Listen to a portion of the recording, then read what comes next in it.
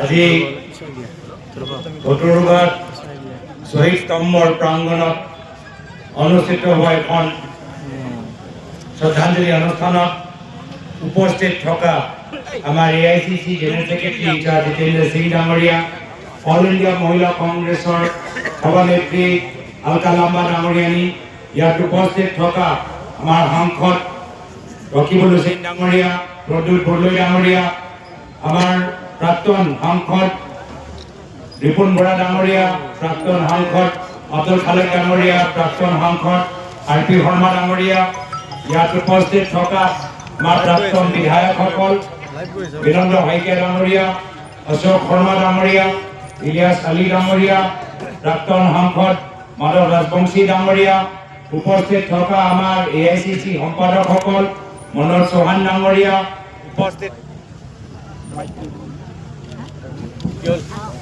উপস্থিত থকা AICC সম্পাদক পৃথ্বীৰাজ ছাত্ৰী ডাঙৰীয়া, উপস্থিত থকা আমাৰ জিলা কংগ্ৰেছৰ আমাৰ বিধায়ক ৰেকিবুদ্দিন আহমেদ ডাঙৰীয়া, উপস্থিত থকা আমাৰ জিলা কংগ্ৰেছৰ সভানেত্ৰী ৰিজুমণি তালুকদাৰ ডাঙৰীয়ানী, প্ৰদেশ মহিলা কংগ্ৰেছৰ সভানেত্ৰী মীৰা বৰঠাকুৰ ডাঙৰীয়ানী আৰু বিভিন্ন আমাৰ দলৰ সতীৰ্থসকল, সাংবাদিক বন্ধুসকল, আমাৰ ইতিহাস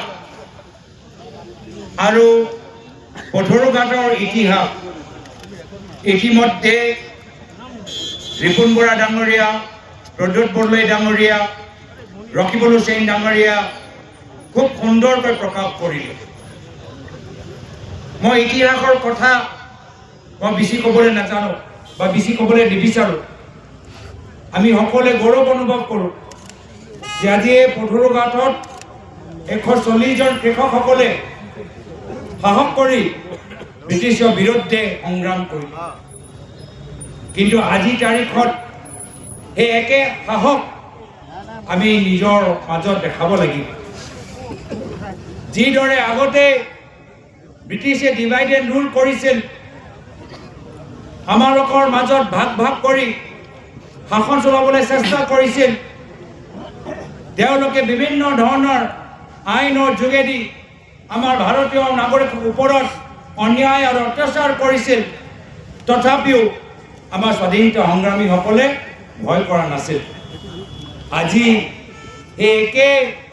সেই সাহস আজি আমি বৰ্তমানৰ সময় দেখাব লাগিব, কিয়নো আমাৰ অসমৰ বৰ্তমান নেতৃত্ব আমালোকৰ মাজত ভাগ ভাগ কৰিবলৈ বিচাৰে।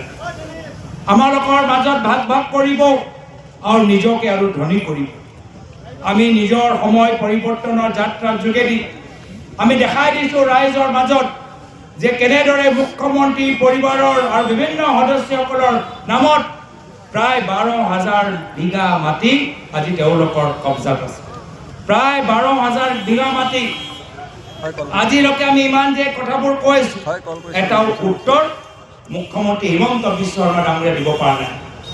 যি চৰকাৰে দুখীয়া মানুহক মাটি পট্টা দিয়া কথা কৈছিল, আজি দুখীয়া মানুহক উচ্ছেদ কৰি আজি তেওঁলোকে চাৰিওফালে বাগান আৰু ৰিজৰ্ট আৰু তেওঁলোকে বিভিন্ন ধৰণৰ খেতিয়কসকলৰ ভূমি লৈছে আৰু নিজৰ কেলেংকাৰী, নিজৰ ভ্ৰষ্টাচাৰী লুকাবলৈ কাৰণে ভয় আৰু ভাবুকি চৰকাৰী আঁচনি ৰাজনৈতিক অস্ত্ৰৰ দৰে ব্যৱহাৰ কৰিছে।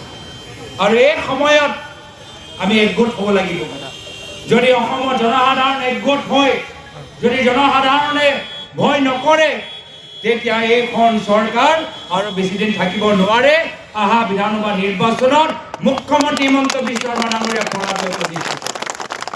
সেইকাৰণে আমি ওলাই গৈছোঁ আৰু আমাৰ সময় পৰিৱৰ্তনৰ যাত্ৰা চাই এতিয়া আমাৰ ৰাইজে সাহস পাইছে, অসমৰ জনসাধাৰণ ওলাই আহিছে আৰু বিজেপি দলৰ ভিতৰত ভূমিকম্পৰ সৃষ্টি হৈছে।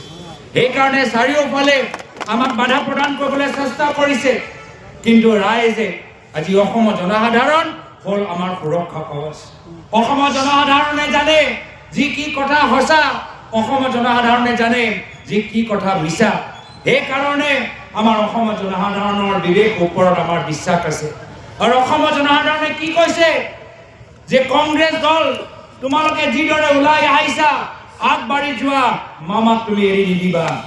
আমি এই মঞ্চৰ পৰা এই একে বাৰ্তা আমি বিজেপি দলটোক আমি দিবলৈ বিচাৰো যে আমি অসমৰ ৰাইজৰ লগত আছো আমি মামা মামীক আমি এৰি নিদিওঁ আমি ধৰি ৰাখিম এইখিনি এক কথা আজি আপোনালোকৰ সন্মুখত আমি ক'বলৈ আহিছো আপোনালোকে আগবাঢ়ি যাওক যি সমগ্ৰ অসমৰ ভিতৰত আমি এটা পৰিস্থিতি দেখা পাইছো ৰাইজে কৈছে এইবাৰ যুঁজ এখন হ'ব ৰাইজে যুঁজিব ৰাইজে জিকিব নতুন বৰ অসম আমি সকলোৱে মিলিজুলি আমি গঢ় দিম এইখিনি কথা কৈ মই নিজৰ চমু দুআষাৰ সামৰিছো ধন্যবাদ জয় হিন্দ জয় আইঅসম